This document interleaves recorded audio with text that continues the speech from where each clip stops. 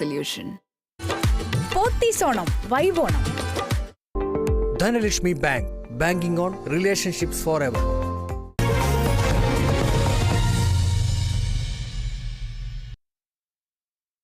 വാർത്തകൾ തുടരുന്നു. ഒരു പ്രധാനപ്പെട്ട വാർത്തയിലേക്കാണ്. CP രാധാകൃഷ്ണൻ NDAയുടെ ഉപരാഷ്ട്രപതി സ്ഥാനാർത്ഥി.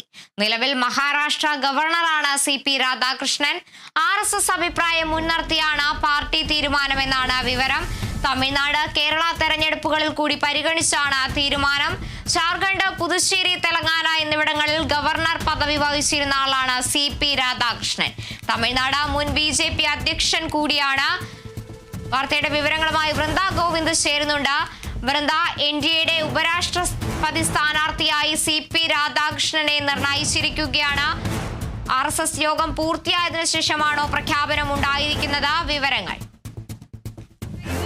കർത്തു RSSലൂടെ വന്ന നേതാവിനെ തന്നെ ഉപരാഷ്ട്രപതി പദവിയിലേക്ക് നിയോഗിക്കുക എന്ന രാഷ്ട്രീയ തീരുമാനമാണ് ഇതിലൂടെ ഇപ്പോൾ നടപ്പിലായിരിക്കുന്നത്. മഹാരാഷ്ട്ര ഗവർണർ ആയി CP രാധാകൃഷ്ണൻ, NDAയുടെ ഉപരാഷ്ട്രപതി സ്ഥാനാർത്ഥിയായി CP രാധാകൃഷ്ണനെ പ്രഖ്യാപിച്ചിരിക്കുന്നു. BJP നേതൃത്വമാണ് രാധാകൃഷ്ണനെ NDAയുടെ സ്ഥാനാർത്ഥിയായി നിർദ്ദേശിച്ചിരിക്കുന്നത്. തമിഴ്നാട് BJPയുടെ അധ്യക്ഷനായിരുന്ന CP രാധാകൃഷ്ണൻ RSSലൂടെയാണ് രാഷ്ട്രീയ ജീവിതം ആരംഭിച്ചത്.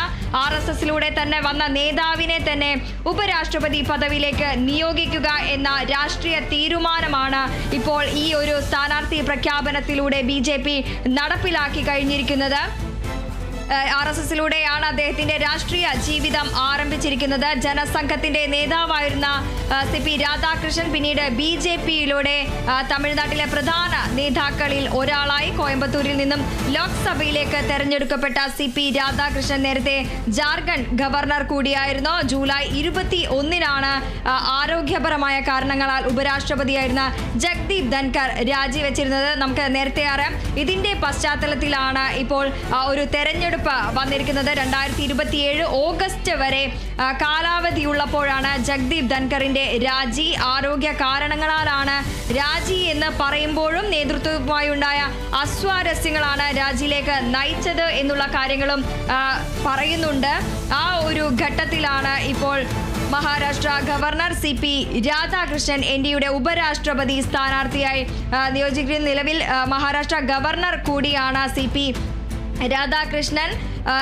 ഈ നേരത്തെ തന്നെ ഈ തെരഞ്ഞെടുപ്പുകളിലേക്ക് വരുന്നത് Maharashtra governor CP Radhakrishnan NDA ഉപരാഷ്ട്രപതി സ്ഥാനാർത്ഥിയായി പ്രഖ്യാപിക്കുന്നു. RSS അഭിപ്രായം മുൻനിർത്തിയാണ് പാർട്ടി തീരുമാനങ്ങൾ എന്നുള്ള വിവരങ്ങളെല്ലാമാണ് ഇപ്പോൾ നമുക്ക് പുറത്ത് വരുന്നത്.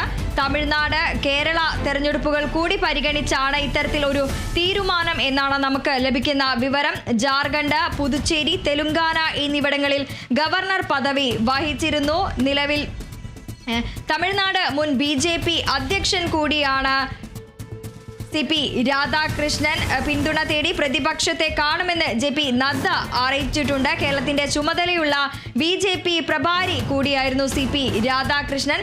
2004 മുതൽ 2007 വരെ തമിഴ്നാട് അധ്യക്ഷനായിരുന്നു. പ്രധാനമന്ത്രിയുടെ അധ്യക്ഷതയിൽ നടക്കുന്ന യോഗത്തിന് ശേഷമാണ് ഇത്തരത്തിൽ ഒരു പ്രഖ്യാപനം ഉണ്ടായിരുന്നത്. നേരത്തെ തന്നെ അത്തരത്തിൽ BJPയിൽ നിന്ന് തന്നെ വളർന്നു വന്ന ഒരാളായിരിക്കും ഇത്തരത്തിൽ ഈ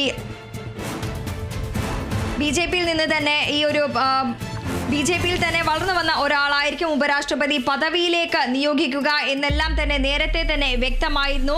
ആ ഒരു കാര്യത്തിനാണ് ഇപ്പോൾ തീരുമാനമായിരിക്കുന്നത്. BJPയിൽ നിന്ന് തന്നെ ഒരു നേതാവ് എന്ന ഉപരാഷ്ട്രപതി സ്ഥാനാർത്ഥിയാകുമെന്ന നേരത്തെ തന്നെയുള്ള സൂചന ഇപ്പോൾ നടപ്പിലായിരിക്കുന്നു.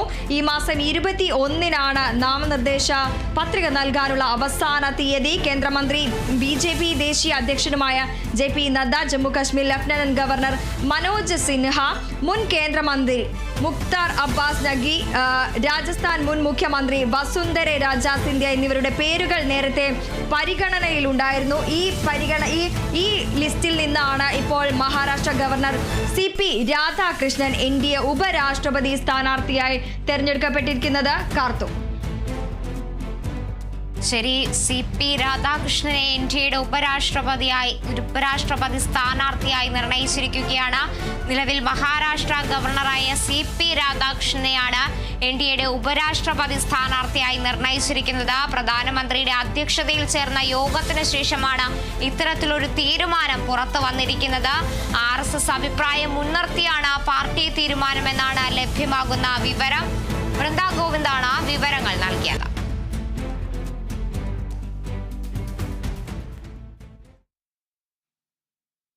തൃശൂർ കോർപ്പറേഷനിൽ ആരോഗ്യ വിഭാഗം നടത്തിയ പരിശോധനയിൽ അനധികൃത അറവുശാലകൾ കണ്ടെത്തി.